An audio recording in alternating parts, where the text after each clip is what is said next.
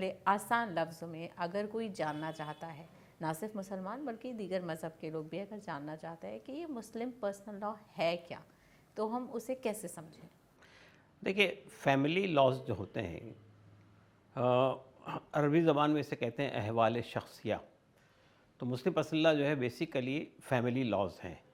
یعنی آپ شادی، ایک میاں بیوی شادی کرنے کے بعد جو معاملات طے ہوتے ہیں، نکاح، طلاق، فسخ نکاح، مہر، اور اس مطلقہ کا نفقہ، خزانت اور وقف، یہ سب چیزیں کور کرتی ہے مسلم پرسنل لاء.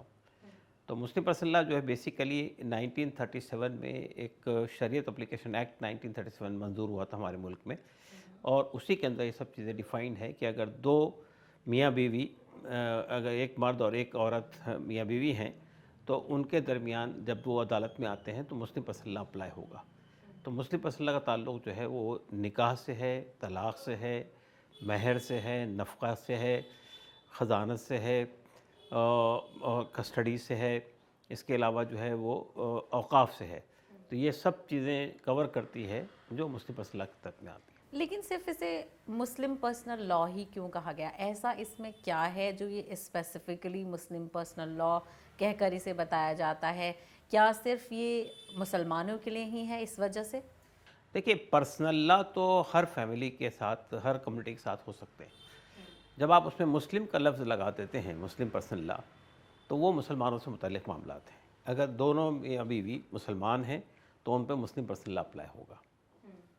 تو اگر ہم اس کا ذکر کریں کہ آپ نے کچھ چند معاملے بتائے، لیکن بہت سارے لوگ سمجھتے ہیں کہ یہ ہر ہی معاملوں پہ لاگو ہوتا ہے، تو اگر ہم سمپلی سمجھیں کہ اسپیسیفکلی جن چیزوں کا آپ نے ذکر کیا، شادی ہو گئی، ڈیورس ہو گیا، یا اور دیگر چیزیں ہو گئیں، وقف کا آپ نے، وقوف کا بھی ذکر کیا، تو ان کے علاوہ کسی اور عام زندگی کے کن پہلوؤں پر لاگو ہو سکتا ہے؟ مان لیجیے کسی کی شادی اگر نہیں ہے تو کن چیزوں کے تحت وہ یوز کر سکتے ہیں؟ وراثت بھی اس میں شامل ہے، انہیریٹنس.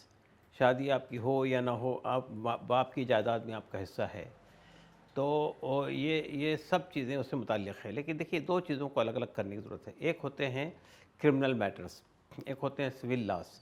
وہ اس کے علاوہ ہیں. پرسنل لاء کا تعلق جو ہے وہ شخصی زندگی سے متعلق ہے، ایک آدمی کی فیملی لائف سے متعلق ہے. تو فیملی لائف گورن ہوتی ہے مسلم پرسنل لاء سے.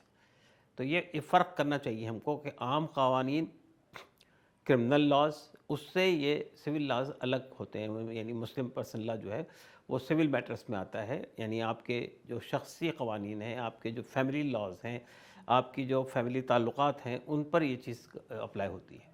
تو اس لیے ہم یہ کہتے ہیں کہ مسلم پرسنل لاء کو جو ہے وہ یعنی ہمارے دستور کا پروٹیکشن بھی حاصل ہے. ہندوستان کا جو کانسٹیٹیوشن ہے، آرٹیکل 25 میں وہ کہتا ہے کہ ہر شخص کو اپنے مذہب پر چلنے کی، اس کے مطابق زندگی گزارنے کی، اس کے مطابق اپنے معاملات طے کرنے کی آزادی حاصل ہے. تو اس میں پرسنل لاء بھی کور ہوتا ہے. بالکل. اور اگر دیکھا جائے کہ جو کئی بھی اور قانون ہیں، کئی چیزوں کا حوالہ دیا جاتا ہے، جیسے آپ نے طلاق کا ذکر کیا، طلاق کو لے کر جو نیا قانون لایا گیا، تو کیا مسلم پرسنل لاء کے حوالے سے ان میں کچھ آپ فرق دیکھتے ہیں؟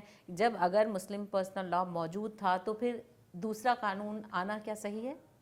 دیکھیے، اصل میں یہ جو میں نے بتایا آپ کو شریعت اپلیکیشن ایکٹ جو ہے وہ بس 3 کلاس کا وہ پورا آرٹیکل ہے. اس میں صرف یہ ہے کہ اگر دو شخص، دو میاں بیوی، دو شخص جو مسلمان ہیں، اگر وہ عدالت سامنے آتے ہیں تو ان کے شخصی معاملات کو مسلم پرسنل لاء گورن کرے گا. تو اس لیے میں یہ کہہ رہا ہوں کہ اس کا تعلق جو ہے وہ ایک آدمی کی شخصی زندگی سے، اس کی فیملی لائف سے ہے، متعلق ہے. تو فیملی لائف کے علاوہ باقی معاملات جو آتے ہیں، دوسرے ڈسپیوٹس جو ہوتے ہیں، وہ اس سے گور نہیں ہوتے ہیں. تو فیملی لاز میں جو ہے وہ آپ کے نکاح ہے، طلاق ہے، مہر ہے، خزانت ہے، کسٹڈی ہے، وراثت ہے، اوقاف ہے. یہ چیزیں ہیں جو گورن کرتی ہے ایک آدمی کے شخصی معاملات کو. تو اسی سے متعلق جو ہے مسلم پرسنل لاء ہے.